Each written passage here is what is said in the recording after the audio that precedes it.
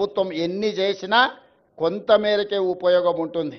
కానీ స్థానికుల భాగస్వామ్యం ఉంటే 100% ఈ కార్యక్రమం వేగంగా ముందుకు వెళ్తుంది. ఇవాళ సమ్మక్క సారలమ్మ గద్దెలే కాదు, జంపన్న వాగు నిర్మాణం గురించి భక్తులు రావడానికి, భక్తులు దర్శనం చేసుకున్న తర్వాత వెళ్ళడానికి కూడా రహదారుల నిర్మాణం కోసం కూడా ఈరోజు నేను అధికారులకు సూచనలు సలహాలు ఇవ్వడం జరిగింది. పొంగులేటి శ్రీనివాసరెడ్డి గారికి నేను ఆదేశాలు ఇచ్చిన, నెలలో 3-4 సార్లు ప్రతి వారం ఇన్ఛార్జ్ మంత్రిగా వారు ఖచ్చితంగా ఇక్కడికి పర్యటన చేయాల్సిందే, ఈ పన్నులను పర్యవేక్షించాల్సిందే. రాబోయే 100 రోజులు ఇందులో భాగస్వాములు అయ్యే వాళ్ళందరికీ నేను సూచన చేసిన, మనం అయ్యప్ప మాల వేసుకుంటే ఎట్లయితే మాల వేసుకొని భక్తితో ఉంటామో సమ్మక్క సారలమ్మ మాల వేసుకోండి, భక్తితో ఇక్కడి పనులను పూర్తి చేయండి అని చెప్పి మా అధికారులకు, మా సాంకేతిక నిపుణులకు, మా ప్రజాప్రతినిధులకు సూచన చేసిన. అందుకే మిత్రులారా, మళ్ళీ పూర్తి చేసుకున్న తర్వాత ఈ ప్రాంగణానికి నేను వస్తా. ఈసారి జాతరను అద్భుతంగా చేసుకుందాం.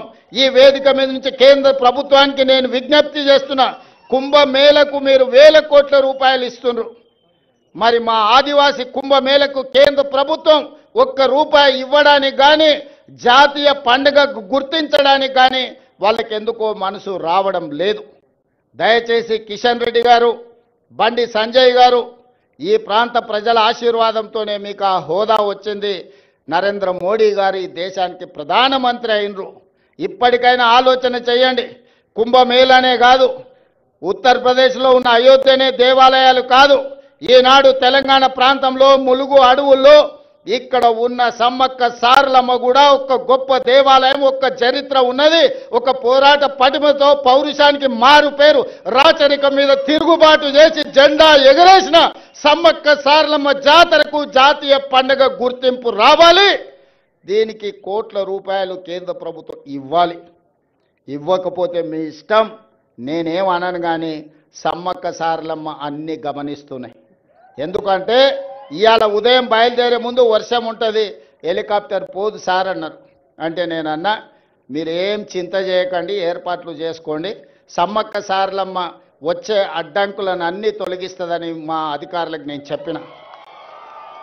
మేఘాలు కమ్ముకొచ్చినట్టు వర్షం కురిసిన వాతావరణం ఉన్న మేఘాలన్నీ కూడా ఎక్కడికక్కడిగా విడిపోయి ఈనాడు ఇక్కడికి వచ్చి ఈ మంచి కార్యక్రమాన్ని చేపట్టడానికి ప్రకృతి పూర్తిగా సహకరించింది.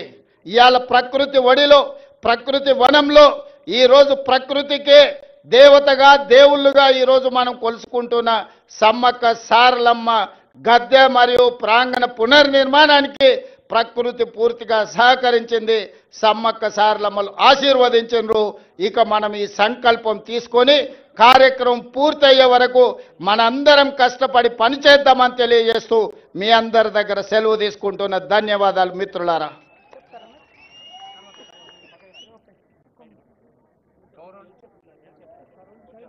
హలో, గౌరవనీయులైన రేవంత్ రెడ్డి గారు సమ్మక్క సారలమ్మల చల్లని సన్నిధి నుంచి పాదయాత్ర ప్రారంభిస్తే ఇప్పుడు తెలంగాణ ప్రజా ప్రభుత్వ అభివృద్ధి జైత్రయాత్రగా సాగుతోంది. మీ అందరి చప్పట్లతో వారికి ఆశీస్సులు అందించవలసిందిగా కోరుతోంది వేదిక. మీకు తెలుసు, ఒక బెండలపాడు ఆదివాసీ గ్రామంలో ఇందిరమ్మ ఇండ్లు, అదిగో ఇప్పుడు